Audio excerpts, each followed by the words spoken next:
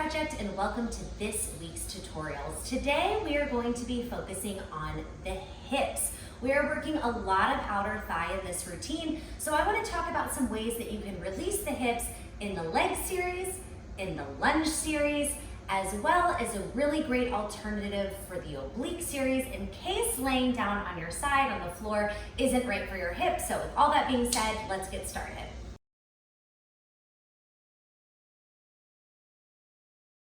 If your hip is cramping up in the leg series, I have a suspicion that it has to do with this downward motion that happens here. So the series that we're doing is from a lateral lunge, lifting up, shifting our weight to the other side. The idea is that we get our heart rate lifted, so we are doing quick motions. However, on the way down, you're gonna have a tendency to want to sink really low into this side hip. And if your hips take this sinking action, you're gonna start to feel it all right out here in the outer thigh. And the feeling is gonna be kind of that cramping sensation. And then that's going to hinder you in the next two series that we do, which also touch on the outer thigh. So let's look at this form a little bit closer.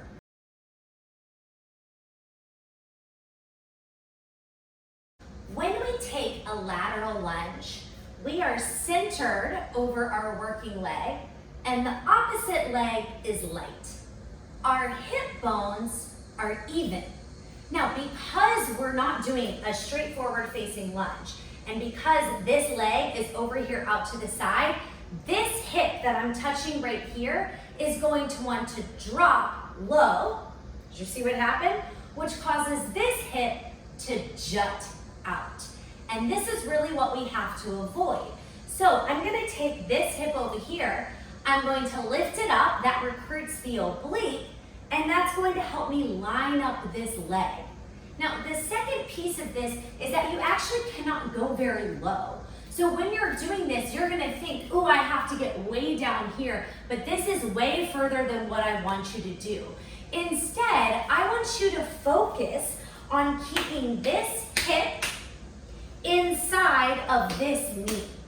So never letting the hip shoot outside of the knee, which is going to cause it to cramp up. So when we do this series all together, we're lifting, we go a tiny bit down and we catch ourselves. We engage through our abdominals, we keep the hip lifted, and we catch ourselves before we start to dip too low. Here is what we're working for, pause. It's up, up, and pause. And when you do this series, you are more than welcome to move at your own pace and go a little bit slower so that you can focus on the hip alignment in this series.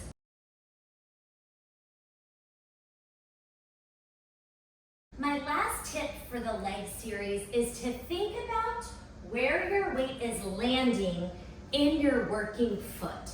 In this series, I think it will be helpful for you to think about keeping the weight on the inside arch of the foot, because naturally it's gonna wanna go to the outside arch of the foot. And it makes sense why, right? If I'm up here, my weight's coming down here, I'm gonna wanna land on the outside of the foot.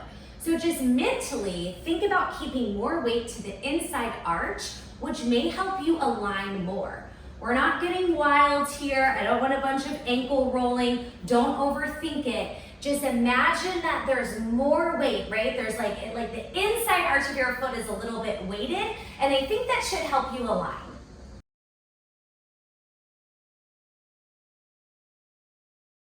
When it comes to the lunge series this week, we are definitely working our outer thigh in this series. So the fact that you're gonna feel something there is absolutely right and totally normal. However, I still wanna go through a few form tips starting with your opening position, which is right here. Now, at this moment, my body weight is centered over my right leg. And in order for it to be centered over the right leg, not over the middle of the body, over the right leg, I have to be leaning over here to the side. Okay? If I do not lean and I let this hip drop, this hip is going to shoot out to the side. And I'm holding this position right now, and I can tell you, I'm feeling my hip cramp up. Now I have the crampy feeling. I'm going to get out of it right now. Watch the change.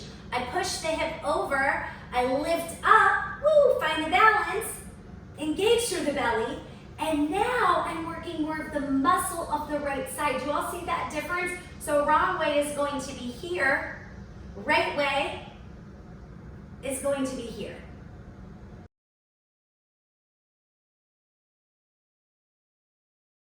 From this standing position, I'm now going to move to my upright lunge setup.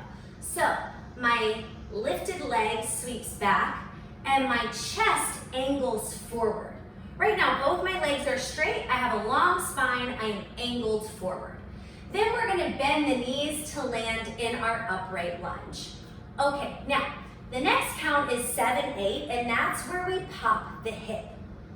That part is really going to fire up the outer thigh. So if your outer thigh is already feeling exhausted, I would just hold on count 7, 8. So you did 5, 6, you hold 7, 8.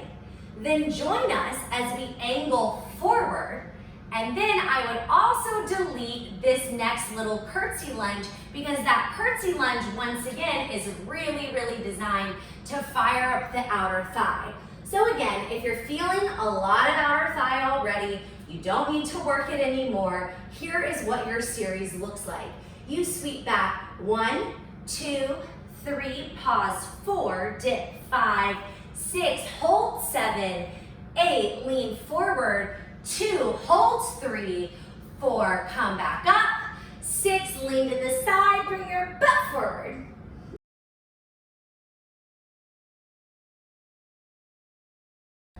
All right, talking about the oblique series. So in this series, I want to talk about 2 things. One is the hip that's on the floor, and the other is the leg that is lifted, okay? I'm going to start by talking about the lifted leg, and then I'm going to talk about this hip that's on the floor that may be causing you some pain. Sound good? So very quickly, on this lifted leg, yes, you're going to feel some outer thigh, but no, we don't want to feel all outer thigh, and that's really important. The easiest way that you can avoid feeling too much outer thigh in this top leg is to keep your leg closer to the floor. It's actually supposed to be done closer to the floor, so a high leg does not mean anything, and I'm going to show you why. If you lift this leg up high, not only will you cramp up here, but you'll also close off the top side of your waist, which means that the bottom side of your waist will sink down to the floor, which means you're more likely to sink into your shoulder. Do you see this? That's not where we want to go. So instead, watch here, I'm going to lower my top leg, then I'm going to lengthen out the top of my waist, then I'm going to lift the base of my waist, adjust a little bit, and this is where we want to be. It's much more solid position. Squeeze, come in, and extend back up. Once again, top leg stays low, spine stays long.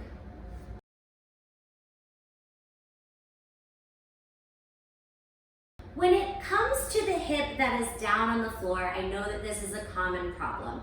Some people can get out of that bottom hip and some people cannot. So today I'm going to give you lots of different options that you can do to support the hip, but I want to start with the actual form, okay? So an interesting drill for you may be to kind of set up in your position, then use your top hand to support, and see if you can press up to a side plank just for a moment. Then bring the leg back down and land as light as possible on the leg. And then try to keep all of these side plank muscles engaged as you do the exercise, so that the weight that is actually on the floor is so minimal, and instead you're holding up your body weight through using side plank muscles, right? You're pushing the arm away from the floor, you're using the back, and you're using the oblique. A big thought here is like, we're not gonna let the body weight sink down. Ouch, because the more I sink down, the more I can feel that hip digging into the floor. So I'm gonna try to make that hip feel light. I'm gonna adjust off of it, light leg on the floor, and that's now where I'm going to move in my oblique series. But listen, That may not work for everyone, and if so, that's okay. So first I'm going to show you how to support the bottom hip on the floor, and then I'm going to give you a standing alternative.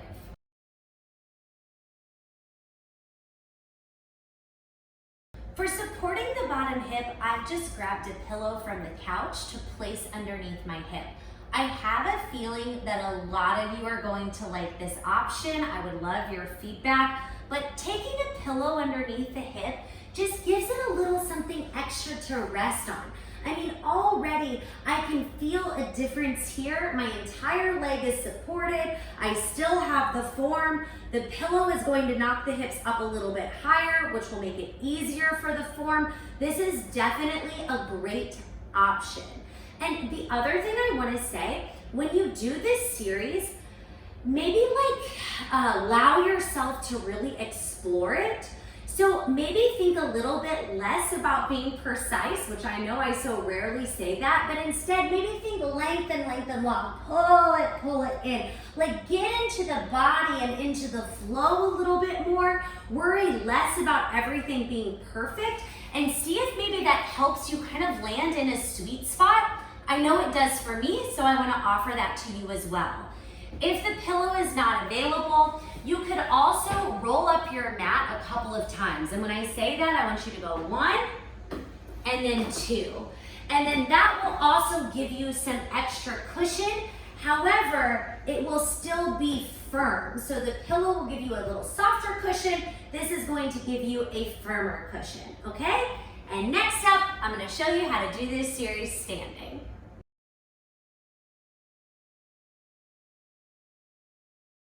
For the standing version of this exercise, we are going to go to our trusty chair, only this time I'm using the back of the chair because I need a little bit more height on this one.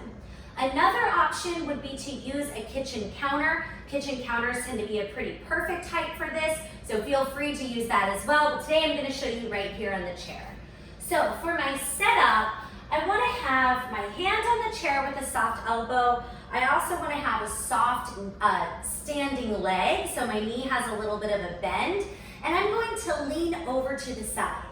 Now, notice how similar the form is from what I just showed you on the floor. Long space through the waist. I am still using the muscles that would be recruited in a side plank.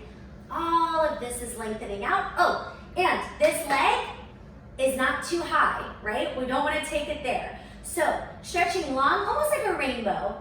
Now, as we come in, the leg can sweep forward, the elbow sweeps back, and I want to think about twisting and cinching into the side waist.